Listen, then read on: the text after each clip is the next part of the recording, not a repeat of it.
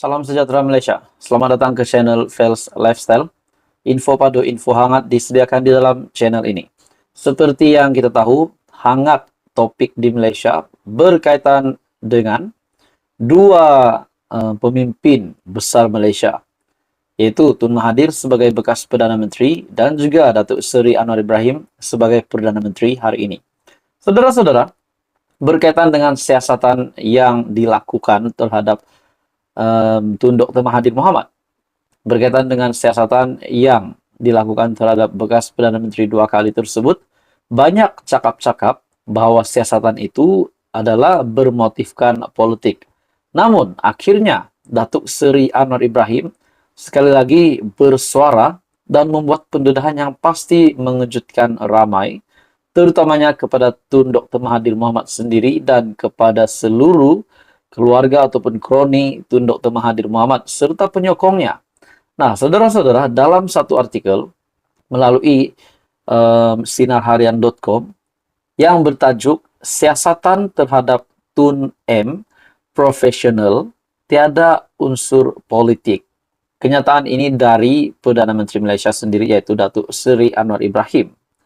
Datuk Seri Anwar Ibrahim menegaskan kaedah siasatan ke atas bekas Perdana Menteri Tun Dr. Mahathir Mohamad oleh Suruhanjaya Pencegahan Rosah Malaysia ataupun SPRM dilaksanakan secara profesional tanpa ada unsur politik. Perdana Menteri berkata, arahan beliau sangat jelas, yang mana badan penyiasat perlu melaksanakan tugas berdasarkan fakta dan mengikut lunas undang-undang. Katanya, jangan pula dipersoalkan. Apabila disiasat oleh badan penyiasat sama ada lembaga hasil dalam negeri LHDN, SPRM, Bank Negara, dan Polis Diraja Malaysia, ataupun PDRM. Dalam artikel ini lagi, kita kena lihat kepada fakta jika ketika memegang kuasa, kita menggunakan kuasa itu untuk memberi kontrak kepada anak pinak, ahli keluarga dan kroni, serta mengkayakan diri. Jangan dipersoalkan siasatan dan katakan ini tomahan politik. Wow. Bagi saya, sekali lagi, Datuk Seri Anwar Ibrahim dengan satu pendedahan yang pasti membuat Tun Dr. Mahathir terima kejutan besar. Saudara-saudara, melalui kenyataan ini, sedangkan kekayaan itu tidak dapat diterangkan dengan jelas berapa banyak, malah pengedaran wang berlaku secara berleluasa, katanya di Dewan Negara pada Isnin. Perdana Menteri menjawab soalan Datuk Kesavadas Achutan Nair yang ingin mengetahui sejauh manakah SPRM serius untuk menyiasat segala perilaku rasuah dan salah guna kuasa yang membabitkan bekas Perdana Menteri keempat dan ketujuh. Sabtu lalu SPRM memaklumkan akan meneliti unsur kesalahan rasuah berhubung dakwaan isu pemberian kontrak gentian optik RM214,2 juta kepada syarikat yang dikaitkan dengan bekas Perdana Menteri Tun Dr. Mahathir. Tambah Anwar, ahli Dewan Negara, sepatutnya bertanggung jawab dan mengambil sikap yang sangat positif dalam hal tersebut.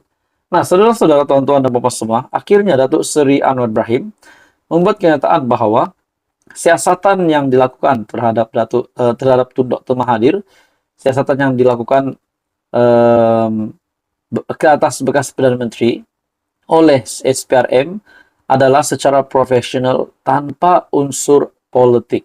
Nah, akhirnya saudara-saudara, kejutan baru lagi Datuk Seri Anwar Ibrahim kepada Tun Dr. Mahathir Mohamad, dan bagi saya ini juga kejutan kepada ramai lagi pemimpin di Malaysia yang pada ketika ini disiasat oleh LHDN, SPRM, Bank Negara, dan Polis Diraja Malaysia jika ada. Jadi saudara-saudara, apa komen Anda? Teruskan bersama di dalam channel ini untuk info yang seterusnya. Jangan lupa tekan butang like, share, dan subscribe. Salam sejahtera Malaysia, selamat datang ke channel Fels Lifestyle. Saudara-saudara, tuan-tuan dan puan, terima kasih kerana memilih channel ini untuk mendapatkan topik-topik panas politik di Malaysia dan topik-topik hangat di Malaysia pada hari ini. Saudara-saudara, setelah kita dikejutkan dengan peletakan jawatan ataupun pengunduran diri KPN negara pada hari ini, Ketua Polis Negara yaitu Tan Sri Akil Sani yang bakal mengundurkan diri, bakal melepaskan jawatan sebagai Ketua Polis Negara pada awal Julai ini, bukan pada tarikh yang sepatutnya ditetapkan. Pada akhirnya banyak cakap-cakap, siapakah yang bakal menggantikan Ketua Polis Negara? Siapakah yang bakal menggantikan Tan Sri Akil Sani? Pada akhirnya terdapat beberapa nama yang sedang hangat diperkatakan yang bakal menggantikan Akil Sani sebagai Ketua Polis Negara. Nama tersebut adalah Ayub Han. Nah, itu adalah nama antara nama yang disebut-sebut akan menjadi ataupun menggantikan KPN hari ini, yaitu Tan Sri Akil Sani. Dalam satu artikel dari Sinar Harian, Razarudin Ayub Han bakal terajui PDRM. Tan Sri Razarudin Hussain dan Datuk Seri Ayub Han Maidin Pichai antara nama yang dikatakan bakal mengisi dua jawatan tertinggi polis di Raja Malaysia PDRM selepas ini. Kedua-dua pegawai kanan tersebut yang ketika ini menjawat jawatan sebagai Timbalan Ketua Polis Negara dan Pengarah Jabatan Siasatan Jenayah Bukit Aman antara nama-nama yang disebut bakal mengisi dua jawatan tertinggi tersebut. Razarudin ketika ini merupakan Timbalan Ketua Polis Negara dan desas-desus menyatakan dirinya akan menjawat jawatan Ketua Polis Negara bertiup kencang selepas Tan Sri Akil Sani Abdullah Sani akan menamatkan kontraknya lebih awal, yaitu pada Julai ini. Sebelum ini, kontrak Akil Sani disambung untuk tempoh 2 tahun yang berkuat kuasa pada 4 Oktober 2021 hingga 3 Oktober ini. Akil Sani berkata, beliau akan mengundurkan diri dari pasukan polis di Raja Malaysia PDRM pada minggu pertama Julai ini. Razarudin yang ketika ini menjawat jawatan sebagai Timbalan Ketua Polis Negara. Beliau dilantik sebagai Timbalan Ketua Polis Negara pada Desember 2021 sebagai Timbalan Ketua Polis Negara sebelum dilanjutkan secara kontrak selama 2 tahun berkuat kuasa Kamis sehingga 15 Mac 2025. Anak kelahiran Dengkil, Selangor itu memulakan tugas pada tahun 1984 di Jabatan Siasatan Jenayah JSJ Kontingen Kedah sebagai pegawai penyiasat dan meneruskan khidmat di jabatan tersebut sehingga tahun 1996 dengan pangkat penolong penguasa polis ataupun ASP di daerah Muar Johor. Beliau telah memegang berbagai jawatan dalam pasukan. Ayub Han juga yang ketika ini merupakan pengarah Jabatan Siasatan Jenayah Bukit Aman dan dilantik jawatan tersebut 16 April lalu menggantikan Datuk Seri Abdul Jalil Hassan yang akan bersara pada tarikh pelantikan.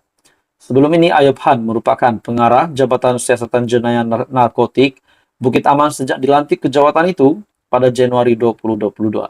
Nah, adakah dengan ini Timbalan Ketua Polis Negara hari ini yaitu Tan Sri Razarudin bakal menjadi Ketua Polis Negara.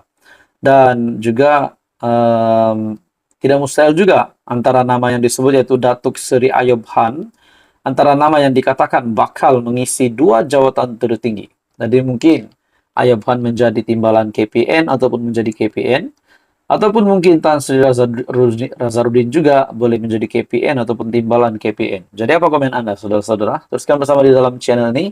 Untuk info yang seterusnya jangan lupa tekan butang like, share, dan subscribe.